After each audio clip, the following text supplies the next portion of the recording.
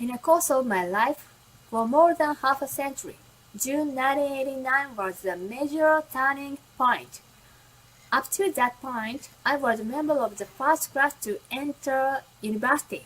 When college entrance examination was reinstated following the Cultural Revolution, class of 77, from BA to MA and on to PhD, my academic career was all smooth sailing. Upon receiving my degrees, I stayed on to teach at Beijing Normal University. As a teacher, I was well received by the students. At the same time, I was a public intellectual, writing articles and books that created quite a stir during the 1980s, frequently receiving invitations to give talks around the country, and going abroad as a visiting scholar upon invitation from Europe and America.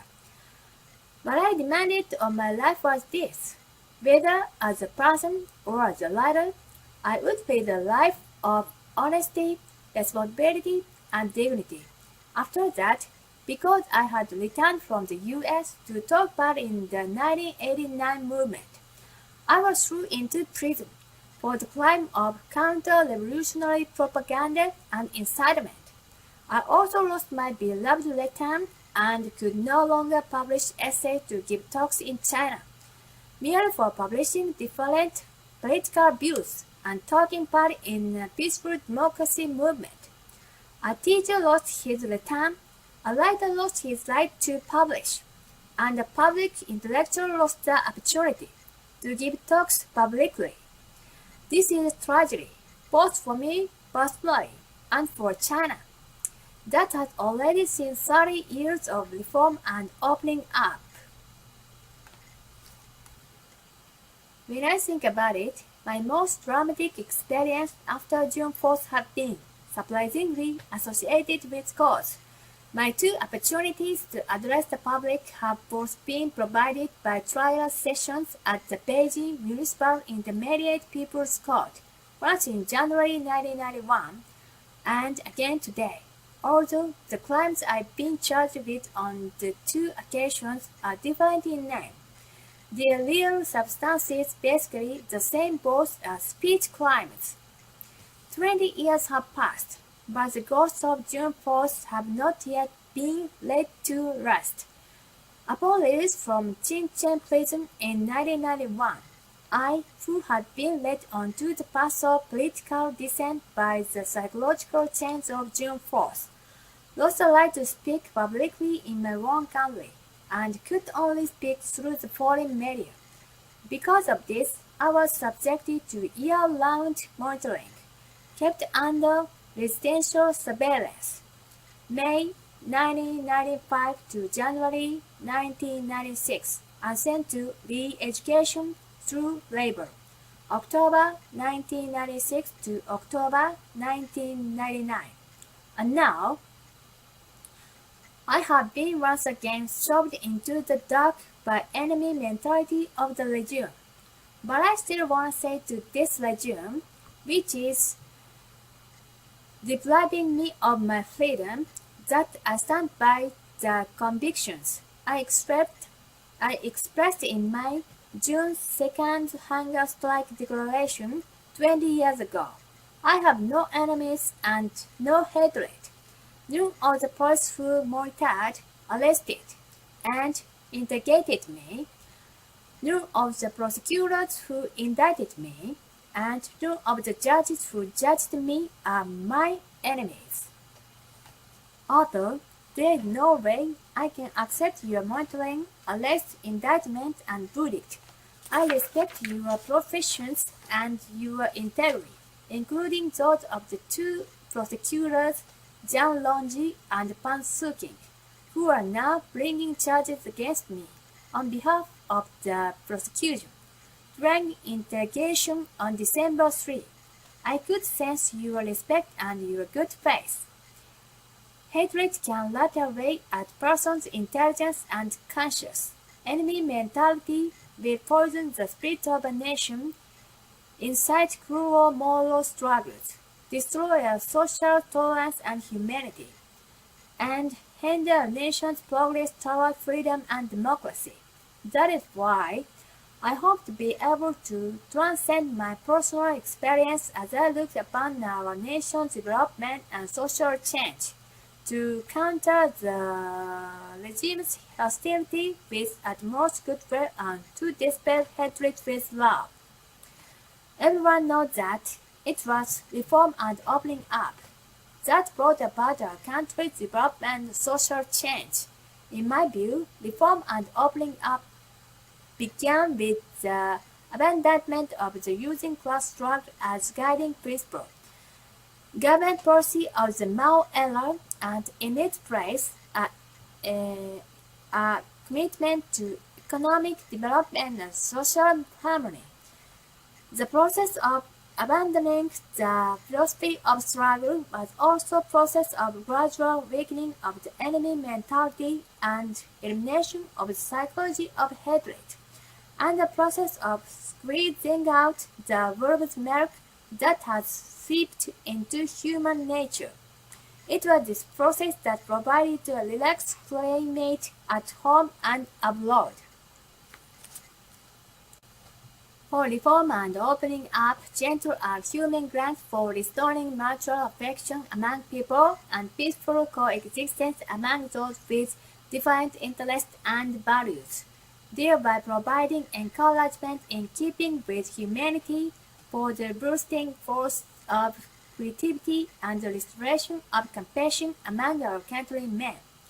One could say that, relinquishing the anti-imperialist and anti-revisionist stance in foreign relations, and class struggle at home has been the basic premise that has enabled reform and opening up to continue to this very day.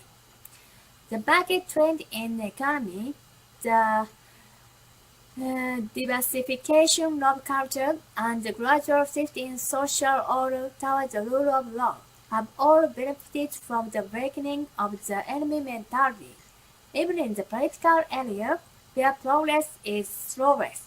The awakening of the enemy mentality has led to an ever-growing tolerance for social pluralism on the part of the regime and substantial decrease in the force of prosecution of political dissidents, and the official designation of the 1989 movement has also been changed from turmoil and riot to political disturbance.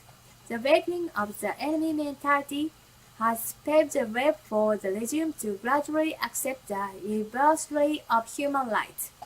In 1997 and 1998, the Chinese government made a commitment to sign two major United Nations international human rights covenants, signaling China's acceptance of universal human rights standards. In 2004, the National People's Congress (NPC) amended the Constitution, writing into the Constitution for the first time that the state respects and guarantees human rights, signaling that human rights have already become one of the fundamental principles of China's rule of law. At the same time, the current regime put forth the ideas of putting people first and creating a harmonious society, signaling progress in the CPC's concept of rule. I've also been able to feel this progress on the macro level through my own personal experience since my arrest, although I continue to maintain that I'm innocent and the charges against me are unconstitutional. During the 1+ years since I've lost my freedom, I've been locked up at 2 different locations and gone through 4 pre-trial police interrogators, 3 prosecutors, and 2 judges, but in handling my case, they have not been disrespectful, overstepped time limitations, or tried to force a confession. Their manner has been moderate and reasonable. Moreover, they have often shown goodwill. On June 23, I was moved from a location where I was kept under residential surveillance to the Beijing Municipal Public Security Bureau's #1 detention center, known as Beicam. During my 6 months at Beicam, I saw improvement in prison management. In 1996, I spent time at the old Beicam, located at Bambkyo. Compared to the old Beicam of more than a decade ago, the present Beicam is a huge improvement both in terms of the hardware, the facilities, and the software, the management.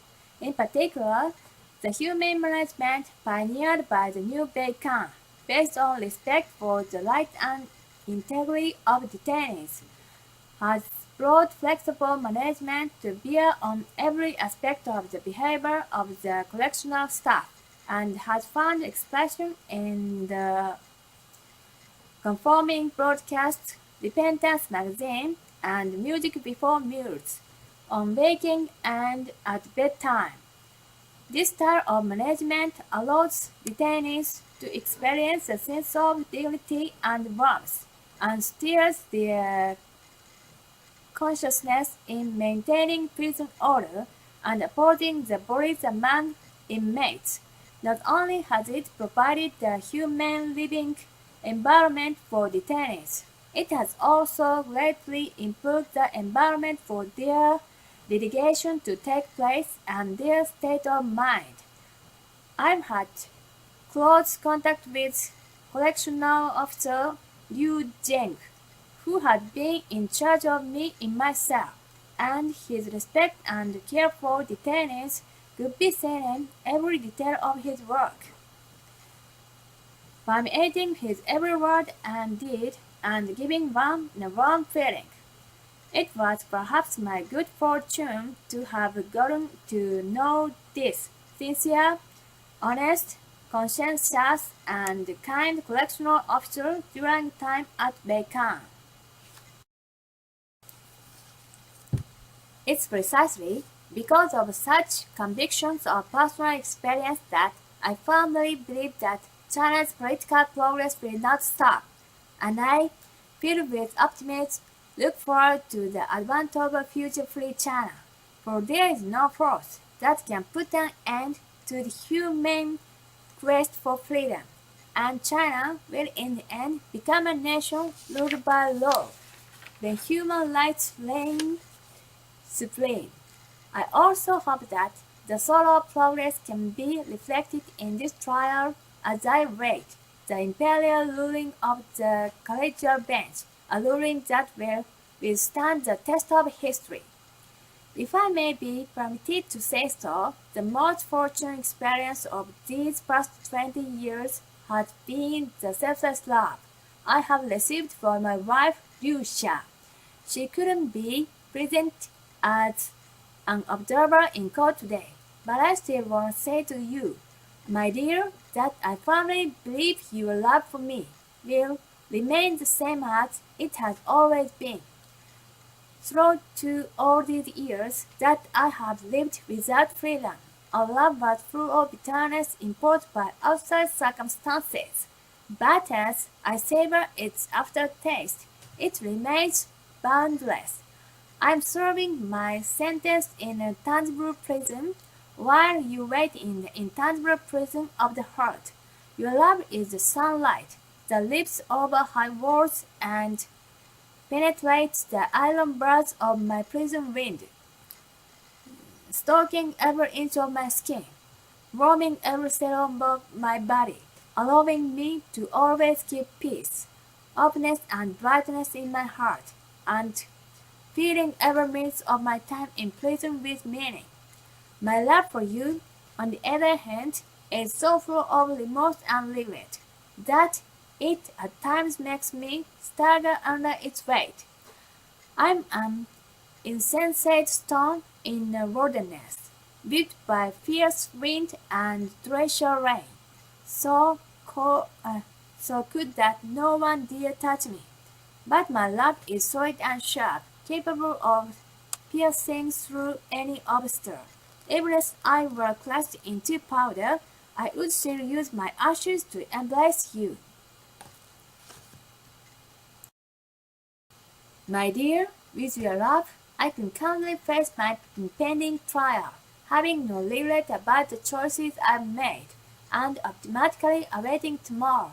I look forward to the day when my country is a land with freedom of expression, where the speech of every citizen will be treated equally well, where different values, ideas, beliefs, and political views can both compete with each other and peacefully coexist, where both majority and minority views will be equally guaranteed, and where the political views that differ from those currently in power, in particular, will be freely respected and protected, where all political views will spread out under the sun for people to choose from, where every citizen can state political views without fear, and where no one can under any circumstances suffer political prosecution for voicing divergent political views.